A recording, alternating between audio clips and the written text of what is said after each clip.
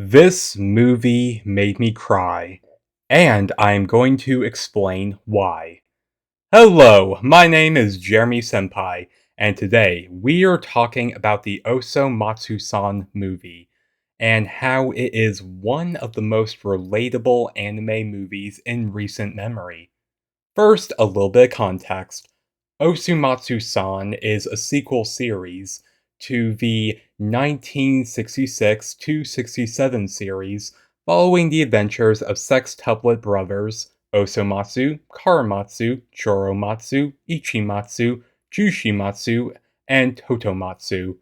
The original series was the brothers in their school years, while the sequel series follows their early adulthood, except in this case, they all became NEETs. Now, for those of you who need an explanation, NEETs are people in their teens to early 30s who don't attend school, don't work, don't have job training, and refuse to do anything of the sort. Now, there's a bit more when it comes to NEET culture, but this is all we need for our needs here. This is a rough explanation, kind of abridged, and honestly, I can't go too much into NEET culture without talking about the politics that followed it, so let's just go with the context here that we need. Talking about NEETs as a whole is kind of a barrel of fish that would probably eat up this entire video. So, this is the rough explanation that we need for what we've got here. Okay? Okay. Now, we move on to the movie. The movie opens up with a clear white room. We see a figure laying in a bed with a cat watching them from the open window. Next, we cut to the brothers attending their 10-year high school reunion. We see all their former schoolmates who have jobs, are married, or even have children. However, because the Osomatsu brothers are NEETs, they are ridiculed by their peers. The night later cuts to the brothers in their bedroom, all lamenting over their night and wishing that they did more with their lives. All the while, the cat from the beginning of the movie is watching them from afar. The next morning, the brothers wake up in an unfamiliar room, but soon realize that's the same room from their school years. Specifically, it's the same room that they were in 10 years ago, just before they graduated high school. After walking through town and speaking with Professor Decapon, they discover that they traveled 10 years into the past, believing that this memory world was created out of their own unresolved feelings. So the brothers decide to check in on their younger selves. Matsu tries too hard to be a dutiful student who cares only about his grades. Totomatsu plays into the role of being the youngest a little too much, to the point that he acts like he's 5 years old. Karamatsu is too reserved as opposed to his overconfident demeanor. Ichimatsu, who prefers to be antisocial, tries to be a social butterfly, and it's obvious that this hurts him. Jushimatsu, instead of being the over-the-top excitable boy that we know and love, tries to come across as a teenage delinquent, but fails horribly. And Osomatsu, he hasn't changed at all in 10 years. And during this entire adventure, that same black cat is following them around. Not liking what they see, the brothers talk to Chibita and Tokoto, who I'll talk about a little bit later. They tell the brothers that after having to deal with the spectrum of being part of a matching set of 6 while in high school, they started to drift away from each other, resulting in them forcing too hard to be individuals and even growing to resent each other, except, of course, for Karamatsu, who seems to be the only one visibly hurt by the brothers drifting apart. Okay, now to talk briefly about Tokito and Chibita. Chibita, who never got to attend school in the first place, is struggling with finding his place in the world, which we know will lead to him opening an Odin stand. While with Totoko, She's being hailed as an idol of the school, where everyone loves her and praises her. However, under the surface, we see she hates all the attention she gets from peers.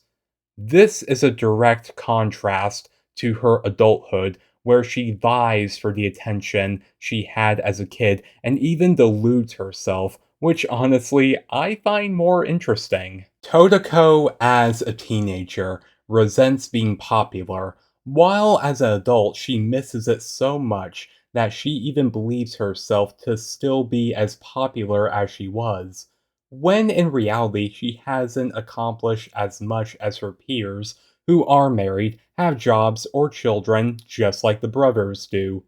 And now to Iami. Yeah, nobody cares about Iami. Now back to brothers. We see the brothers sing around the park while drinking beer and lamenting about what happened in the past. All the while, the same cat is watching them. However, they get out of their depression when they discover that someone left a letter for them. The letter says it's from a girl in their class named Nozomi Takahashi. After speaking with Totoko again, the brothers discover that Takahashi might have had a crush on one of the brothers, and the six get way too excited at the idea of a girl liking one of them. However, they remember that after they graduated, Karamatsu called the brothers to the roof in order to talk about the letter. However, they get into a fight, resulting in the letter getting lost.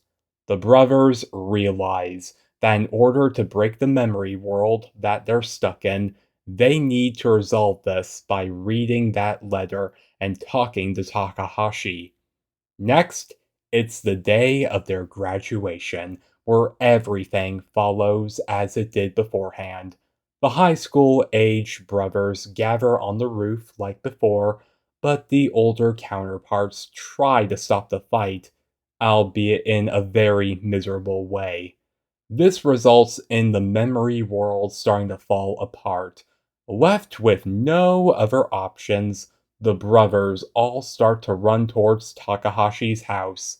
Along the way, they resolve Totoko, Chibita, and Yami's problems, but also talk some sense into their younger selves, telling themselves that they can be who they truly are and that the future is mostly okay, resolving most of their own issues. Now, we are at the climax of the movie. The boys arrive at Takahashi's house. They knock on the door, and we finally meet Nozomi Takahashi. At first, she's a little flustered when faced with the brothers, but quickly resolves this by wanting to take a group photo together.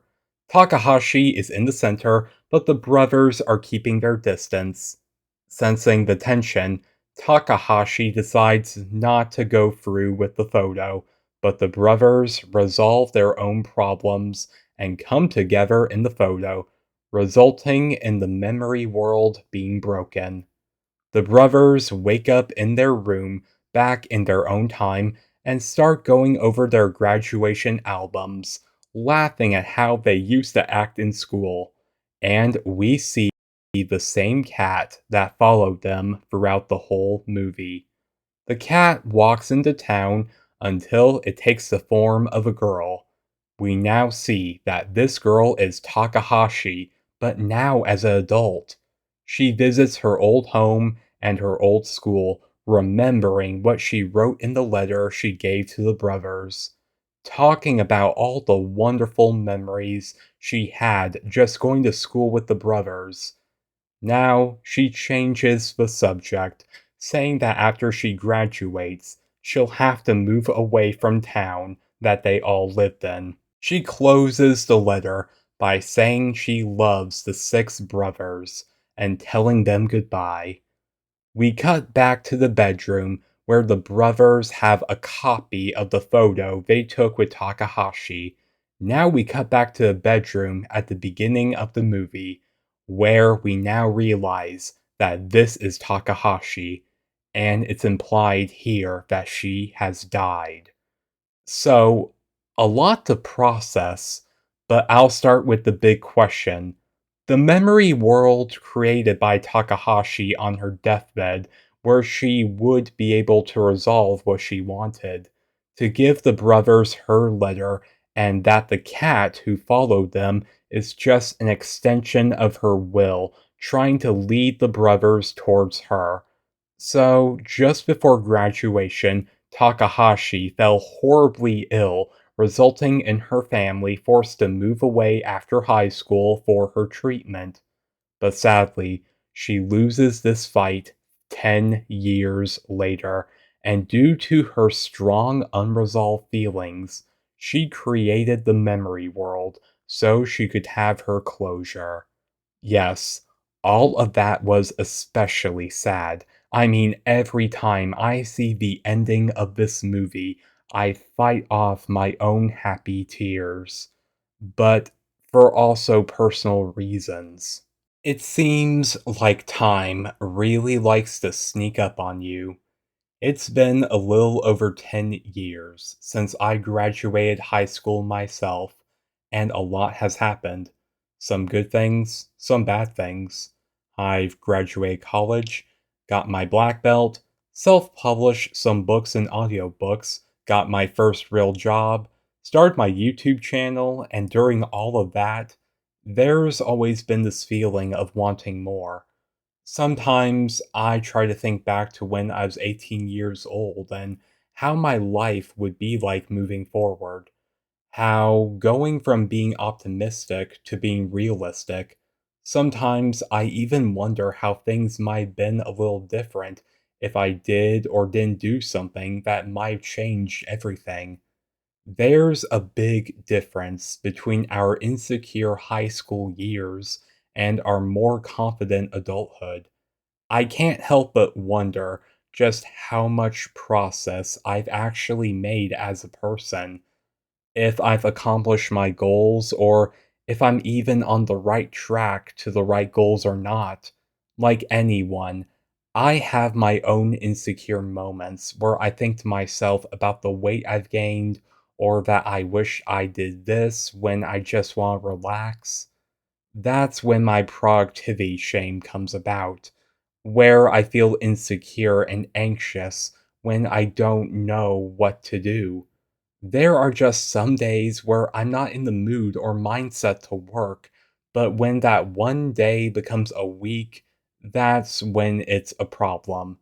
I'm trying to do better with this, trying to find the balance. Everyone has those feelings regarding their own feelings and have the toxic mindset of trying to show you're always okay, even when you don't feel that you are. We all do the best we can with what we've got for ourselves. Sometimes we just need to cut ourselves a break. I'm doing the best I can, and I'm sure you're doing the best you can too.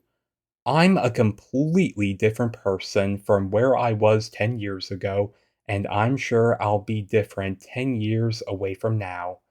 As this movie proved, we won't even remember the problems that bothered us 10 years ago, and chances are we won't even remember what bothered us now 10 years from now. We'll be different people. Things change for the better or worse is up to us.